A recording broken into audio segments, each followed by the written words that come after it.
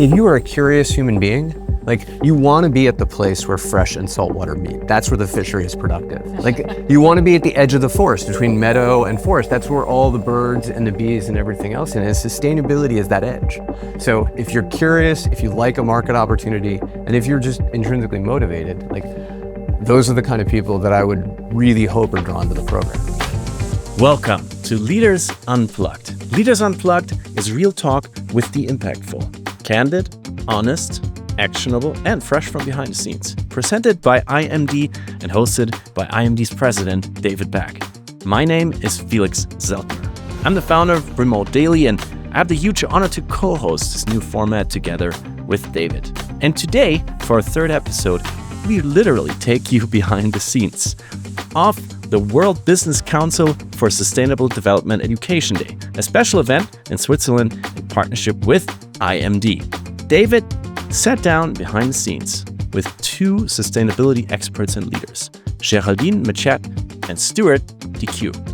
And they went on a real journey from what sustainability means in this current moment where relationships around the world are being renegotiated, why sustainability is becoming integral to leading and building any organization today, and where its economic opportunities lie in the future. Fascinating conversation, fresh for you here on Leaders Unplugged. Enjoy. Geraldine, you were CEO of DSM. You sit on the board of Nestlé, ABB, SwissRe. You're also chairing the steering committee of the Greenhouse Gas Protocol, and you are a passionate champion of sustainability. How did sustainability become a major focus of your work? My background, I actually studied geography.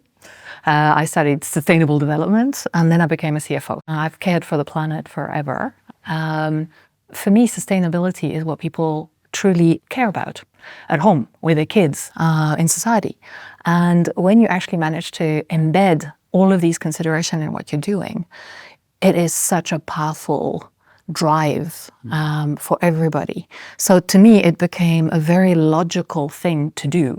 Stuart, you've been doing a lot of work at the nexus of business and sustainability. You lead the Yale Center for Business and the Environment. Say a little bit about what it does and how you got to make this so central to your work. Yeah, thanks, David. And you're experimenting in an early part of your career, working in public policy or international development or media, and trying to figure out what's the area that you sort of see uniting things, and what are the motivating factors, and where do you inject a human element into it? For me, that was sustainability, and discovering and finding that at an early point in my career then led me to run the Yale Center for Business and the Environment. And that's a joint initiative between the Yale School of Management and the Yale School of the Environment that really focuses on catalyzing and accelerating the transition to a just and thriving world. And what does that look like in practice, though? It's like those are nice to say, but then when you're actually doing it, really it's an action-based and a center with a bias towards action. So always running experiments that are actually in the world and in the field. And so whether you're running large-scale field trials on how solar goes viral with a leading academic to sort of see how people adopt that, or you're trying to start and support the earliest stage of ideas on campus that can then become much larger and hopefully be acquired by a company, like the ones that you run. And then also building intentionally and thoughtfully networks, because relationships are a huge form of wealth. And within this kind of injection of humanity back into it, when you think about the kind of collective intelligence and power of the people around you, like the interdisciplinary nature of like so many interesting things happen at the edges of thought. And that's what makes sustainability attractive. And so like I'm drawn to that because I love politics and technology and business models and organizational behavior. And that all comes together in sustainability.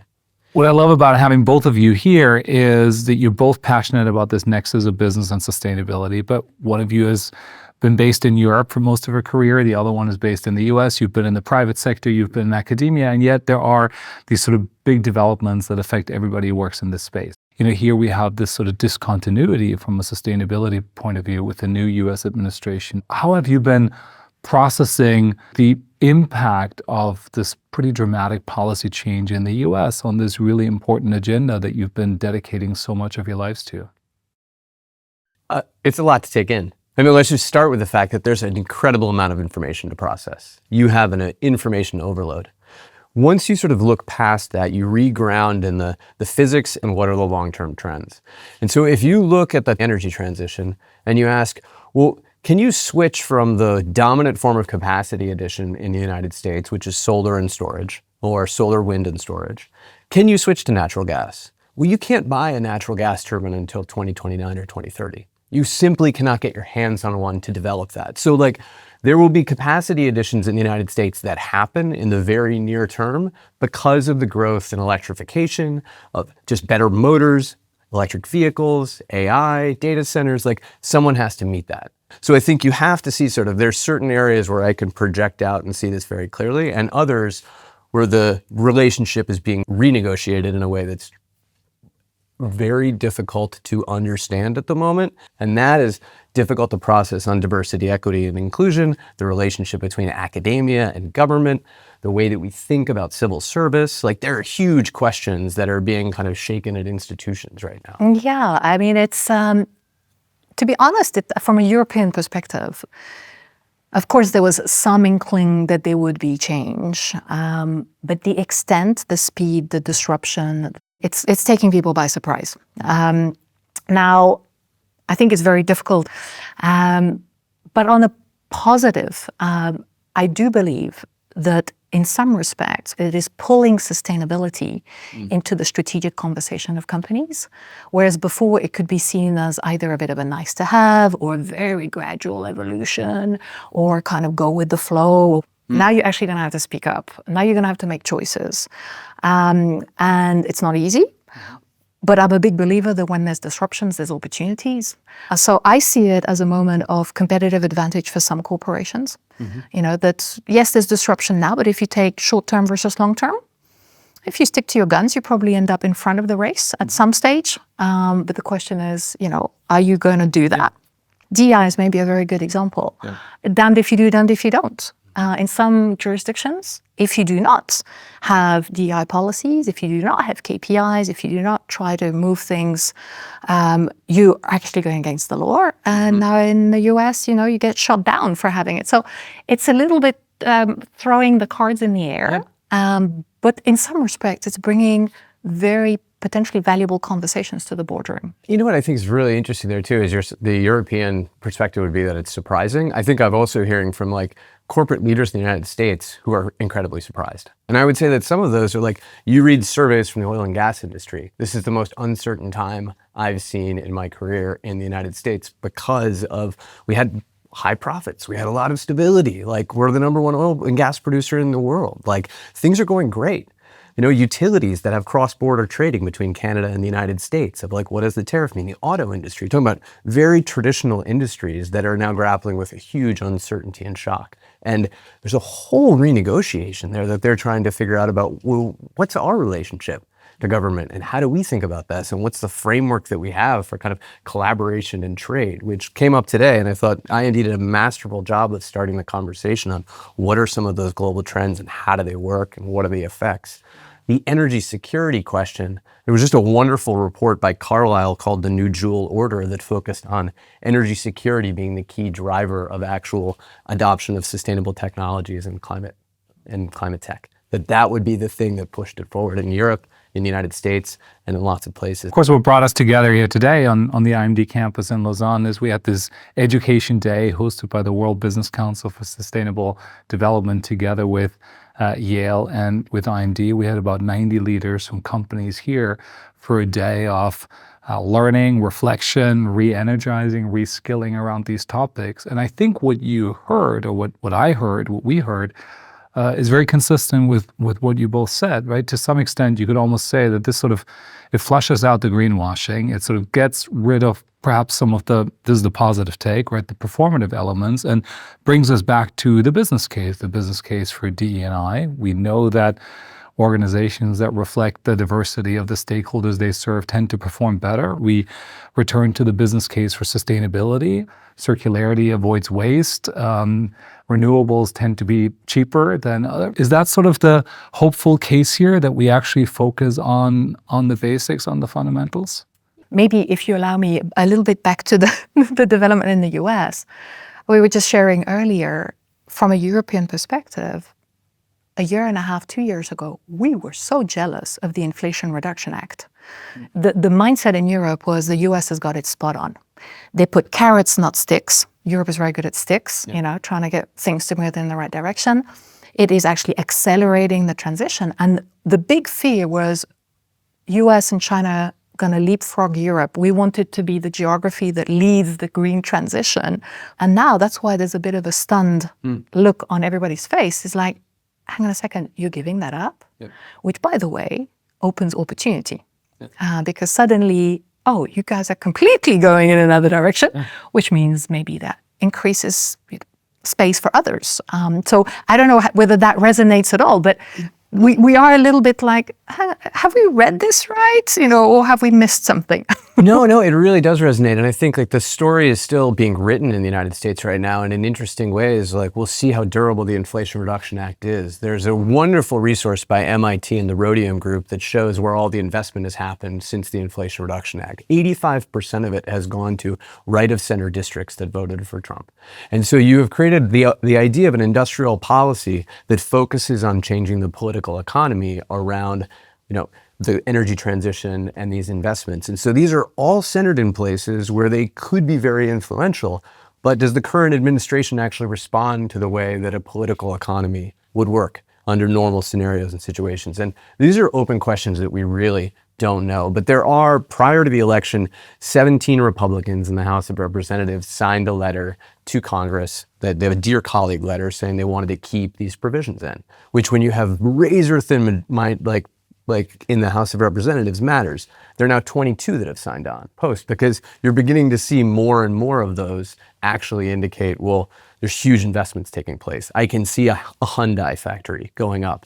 There's a battery belt in Ohio. There's a battery belt in Atlanta. So it's unclear what's going to happen. It certainly looks like it is on the chopping block politically because of all the changes that are there in the tax bill, but we really don't know. I also want to pick up on a point that I thought you made was really wonderful on the reporting elements, which is, I think about what it unlocks for the sustainability professional. If that person is focused on innovation and the business case and figuring out what the due diligence of better investments are, that's a powerful thing to unlock in your organization rather than having them focused on compliance or reporting. And so if those requirements go down, what does that actually do for the human capital to kind of increase its potential? Yeah, I spoke to a CEO not too long ago, a European CEO. He said, we had to hire or deploy 50 people just on CSRD reporting. And she said, we didn't create a single innovation that actually made a difference in terms of sustainability. It was just the reporting part. And of course, the idea is that surfaces information and gives stakeholders the right information, including your investors. But I think you're quite right. Europeans have realized that maybe that went a little bit too far, and it came at the expense, actually, of motivating people to focus on the innovation piece. And I mean, smart organizations are rotating people in and out of those roles so they don't burn out, right? Like, what does that say about the function? Right. Is that you're gonna like basically kind of suck the motivation out of an incredibly bright, talented human being and then fill them back up with another role. Like, we shouldn't be designing work like that. Yeah, I think there's two elements. One is rebuilding trust in corporations when it comes to sustainability. So there is a need for a systematic way of providing transparency to society. And that shows that companies hold themselves accountable on multiple fronts, be it social, be it environmental, etc. So to some extent, I think we really mustn't completely give up of say, okay, free reign, focus on innovation, etc. Because unfortunately, I don't trust that will not necessarily then slip off to the wrong end of development. However, certainly when there is far too much, then you do put all your resources on reporting and not on actually doing. Now, when I mean sustainability could become more strategic because of maybe an ability to make more choice, is that if you're going to position your organization because you are in a certain sector and you say, this is where it really matters for us, it also means that there's some things you're going to officially say this matters a bit less. And that, of course, tends to create a reaction from civil society, etc. So if you're going to do it, you need to be very aligned from top to bottom in an organization that this is the choice. And it's going to also mean that your capital allocation decisions, your investment decisions, your even potentially M&A decisions will be informed by this choice. And so I find it very exciting that it actually brings it and embeds it virtually by definition into the bigger conversation of where is this company going, what is going to make it success, and how is it going to be successful by contributing on the right things. And the where we came from was a little bit sort of go with the flow, don't create a ripple, kind of provide a little bit of something on everything, and you will be okay. But those were not so strategic. Yeah. And I don't know whether that resonates. It does. Can I give an example that's a public one that I think is like on the Amazon, they have a climate pledge that sits at the corporate level, and they look at investing in companies like minority positions or others that they can actually then incorporate into their supply chain. And they wanted to electrify their vehicle fleet. And they went out to all the car manufacturers and said, we'd love to purchase 100,000 vehicles for you to do this. And everyone sort of turned them away. So they went to Rivian. And they said, will you be able to build these? And they said, well, yeah, we'd love to have that. And they put $1 billion into Rivian as a minority position. And then when Rivian's S1 came out and they're able to say, we're going public, they're able to say Amazon is a huge customer and client. And so then you have a virtuous cycle of like, you are investing in and taking a position in the thing that is going to drive like both competitive advantage for you. It's going to, reduce your climate impact.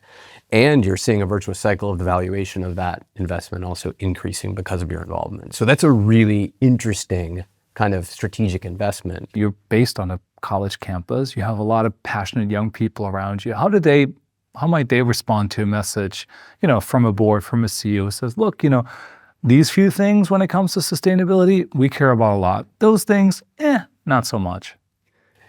It depends on the person you're talking to. You see these focused, quiet activists that are there that have that same focus, the tempered radicals, the ones who are looking long-term and where I can influence and change a system. And then you see people who are just coming into this and seeing every challenge and issue that's there. And I think if you feel overwhelmed, you sort of can strike out and not have focus. You have to have a focused bias towards action if you're going to make any difference in the world. And so you have to choose. It's a strategy. I like that conversation about the quiet corporate activists. Yeah. It was very much about that conversation around, if you change a bit your language, is it green hushing or is it sticking to your guns but not getting distracted by the noise that comes with, making lots of statements about it. It reminded me that actually in Europe for a long time I was a chief financial officer 20 years ago for listed corporations, et cetera already. It was not an era where you could easily say, we're going to push financial and non-financial performance. And by the way, we're going to do well because we're going to do good. That was not an easy sell. So I ended up being the CEO of a company that 15 years before the curve had 50% financial incentives, 50% non-financial, including environmental and social. But we didn't tell anybody. We didn't make a fuss about it because it was actually distracting. And I remember that we fast forwarded 15 years later when it became a little more practice. And once I was actually in New York and there was investors and a fund manager asking me, he said, but help me. So in fact, you've been acting as a B Corp for the last 15 years. And I went, yes. Oh, we didn't realize. I said, no, you probably would have scared. Because at the time, it would have seen distraction, lack of focus, etc. But in fact, it was the essence of the company. It's how we attracted the talent. Mm-hmm. It's how we managed to focus our innovation and make all the right choices. But we decided to do it on the quiet, right? And then it became more explicit when maybe the world was ready for it. The reason why I'm sharing this is I think this sort of quiet, I don't know if activism is right, but quiet corporate determination to keep moving forward, to keep doing the right things is actually going to probably be substantial. And today, we had 90 companies were represented. Yeah. And I was quite surprised by the vast majority of people with us were saying, yeah, we're hearing all this noise. It's not changing what we're doing. It's not changing our policies. Right. It's not changing our focus areas. We are going to continue because we believe this is the right thing to do. So I came out of today feeling a lot more positive. I was expecting the mood to be a bit more downbeat and sort of depressed. Mm-hmm.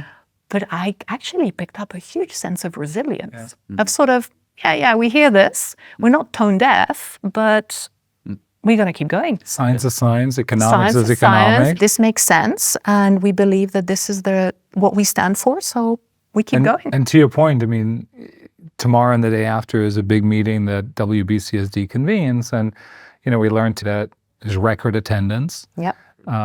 More representation from the U.S. than last year.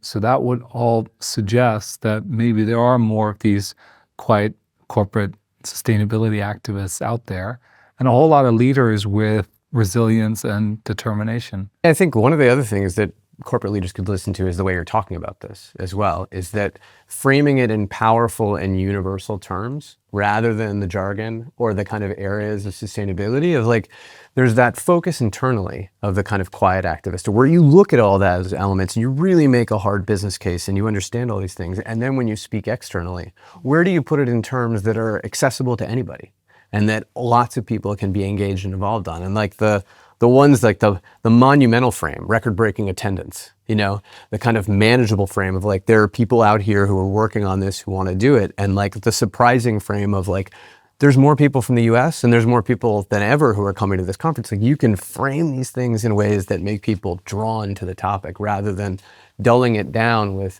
a lot of the things that we've created over 20 years that no one outside of our circles can understand. And if we can get out of that and get into a more powerful way of talking about it, you can be magnetic. You can draw people to this because it injects humanity back into business. It builds back a powerful case of why you would want to be here beyond a profit motive. There's an intrinsic motivation people get out of this that I think is powerful when you really tap into it and you get them moving. In our development goals, that we discussed. And the first one is tap into your intrinsic values. And if any of us, when you go to work, actually bring your intrinsic values with you, that's what drives the magic, right? That's where the energy comes from, the creativity, the problem solving, the resilience, etc. The Inner Development Goals is this fascinating initiative. I don't know how familiar folks are with it, but essentially the premise is we've had the Sustainable Development Goals. They have been given a lot of direction to governments, to NGOs, to foundations, to companies, but we have to supplement them with a leadership framework because we also need to change ourselves. And, we've been partnering with the folks who've developed this and have embedded them in some of our leadership programs, and people are responding really well to that. How do you, as professionals at the nexus of business and the environment, how do you think about leadership development as one important enabler of this transformation? When we think about kind of like teaching leadership and that understanding, I mean, first off, I think you have to get people to reconsider leadership as having many forms, and it not just being the CEO, but it being driven across a lot of parts of the organization. And when you get that intrinsic motivation and empower lots of people working together, like you made the point earlier today of like, as a board member now, where can people work with you and empower you? Where can someone manage up and activate a board member? That's the courage that an employee would have to have in the Inner Development Goals. And you'd have to have the humility as a board member to then be able to take that advice and say, well, there's someone 3 layers down who's coming to me with something meaningful. And we actually have this kind of wealth of relationship now, which we can do something with to change the organization. Absolutely. And I have to say that business schools have a role to play. I come from that generation where leadership was all about leading your own ship. And it was all about competing with the rest of the world, and success was whether you were the winner or the loser. But having evolved over the years, and especially as a CEO, you realize that effectively you bump against all kinds of problems that are outside the scope of what you can manage one company at a time or one organization at a time. You have to work with your value chain, your ecosystem, if you are actually going to succeed with your own ambitions, yet alone evolve the system. And I think that is a true change in leadership. So I think a lot of the leadership models are still a little too inward focused. So I really embrace any kind of programs that help middle management and senior management understand, realize, and embrace that their job is not just inside the company. It's not just with their customers and their suppliers, but it's really about saying, okay, where do we fit in the bigger picture? Why do these things matter to our own success, but also, what gives us the license to operate? And I think sometimes we take for granted in our capitalist system that some way, somehow, our license to operate will last, but not necessarily. So I really welcome the fact that, in amongst others, IMD is really strengthening its offering of embedding sustainability as a much broader concept. It takes a different mindset, right? Yeah. To lead in a network. I mean, you have to kind of create constellations out of stars. You have to I like that. You have to think about the kind of mindset you're bringing of sharing credit rather than taking it. You Yes. have to think about like mission before your own organization. And so these are all things that like you were not taught in business schools right now, like of how to work that way or the way to do it. I mean, that is not kind of the shareholder primacy model of the way that we've been teaching for years and years. And so there's a fundamental reevaluation that you'd have to have of like, well, what are you taking potentially out of a business education and what are you putting in? And educational institutions cannot be conservative at a time of flux. Like you have to be adaptable and responsive and ability to change your own model. And, you know, these are sometimes very conservative institutions that require a lot of kind of like external or exogenous factors to change. And you think about right now with the renegotiation of the model in the United States between research universities and the government is one that's shaking the foundations of it. AI, like where are you thinking about it and what's shaking the foundations of it? And with the costs associated with it. Has education become a luxury good in certain ways where certain people it's very difficult to access? And so where do we really grapple with all these things to be able to respond to the needs? It's not just business. Civil society has to do it. Academia has to do it.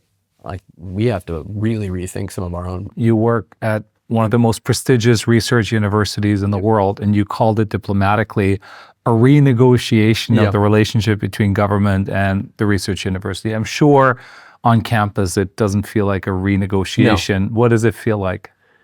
You know, there are people who've been in academia their entire careers who would say this is the most uncertain and difficult time that they've ever experienced. And I think that what it looks like is you have people who have grants that have been established over an incredibly long period of time where they're running, you know, labs, experiments where their funding was cut off or the overhead rates are being renegotiated where they can't keep staff on it. There are petri dishes, there are labs, there are things that are kind of like need to be maintained or continued, which those faculty members cannot do that. You're talking about hundreds of millions of dollars of overhead potentially that could go away. That means like, you know, a contracting of the university size. There's a conversation going on of like, are we going to have to do less at a time when the world needs more? And that's a difficult thing for people to grapple with inside of an academic institution. And in particular, where at a place like Yale, one of the trends I've seen is the university embracing its role as a public good over the course of the past number of years, of really saying like, we want to see everything through the Yale Planetary Solutions Project to a range of other initiatives of like, where do we get the science, the ventures, the ideas out into the world where they can be used? And then at this point to sort of see the resources potentially be very limited or more limited to do that, you know, then we've raised expectations as well. And then you've gotten this really troubling trend. I would say the other thing that's incredibly difficult is these have been talent magnets across the world for generations. Like the brightest people across the world have flocked to US universities, and it has been an incredible joy to be around all of these fantastic people globally who then see this place as a place of their ideas and where they can create careers and where they can build families, and they're rethinking that. And that for anybody who cares about the kind of like, the strength and health of the country, one, the ability to actually create new innovations, two, but just the kind of like humans you get to be around and like how wonderful and talented they are and how much you enjoy being around them, and they don't see this place as potentially as strong of a home, like that's personally very shaking and difficult.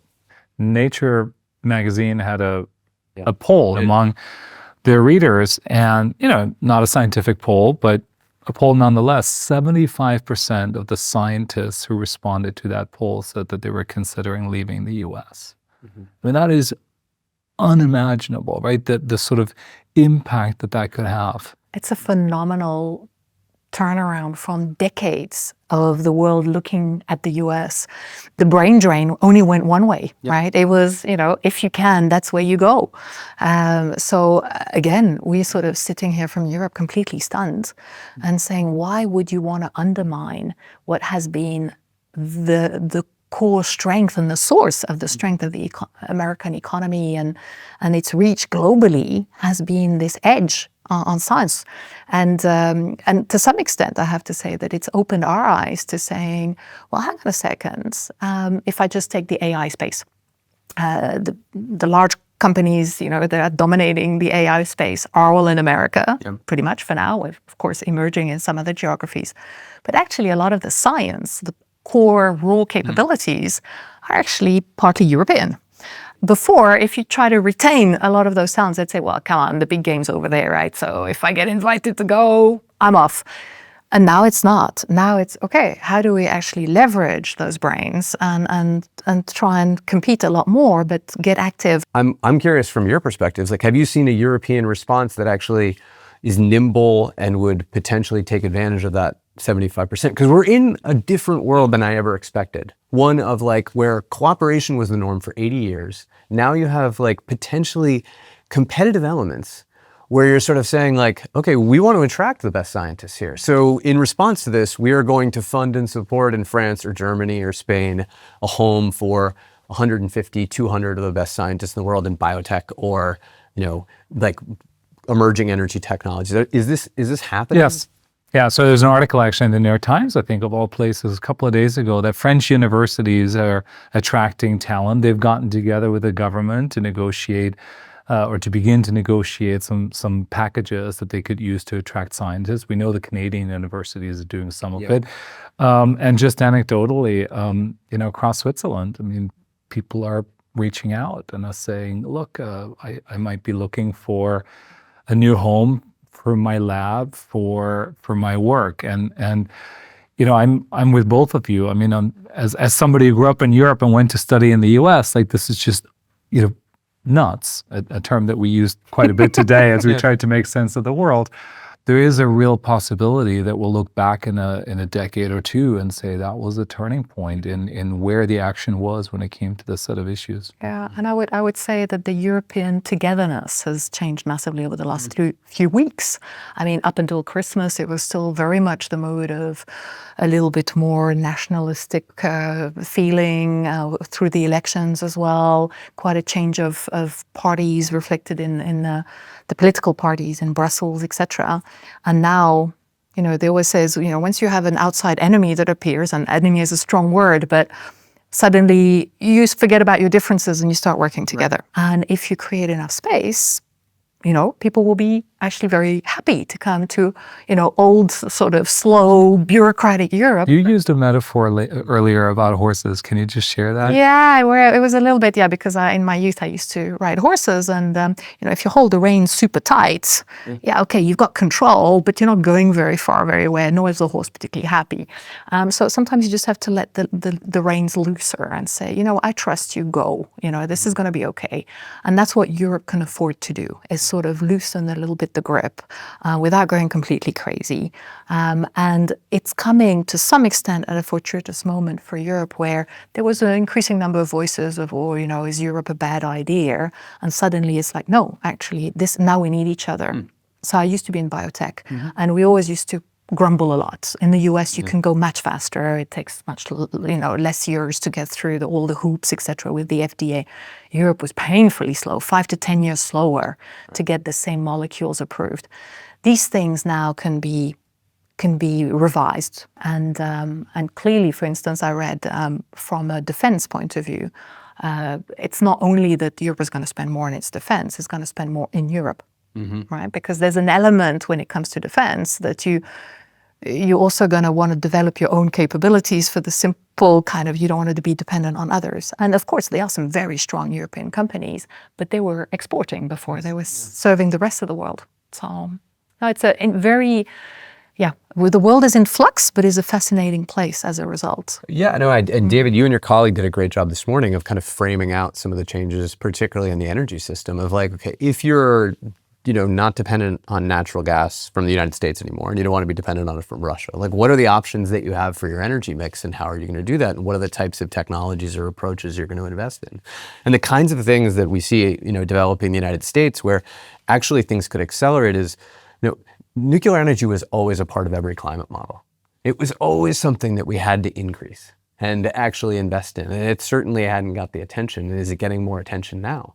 Yeah, it is. It is. Enhanced geothermal. Another way of like, where are we unlocking, energy from any part of the world in the Earth's crust, rather than just the places that are kind of closest to the surface where you've got that like really hot core. Like, these are other things that you're going to see changing. And where do you come up with the domestic solutions that are going to increase the energy security in Europe?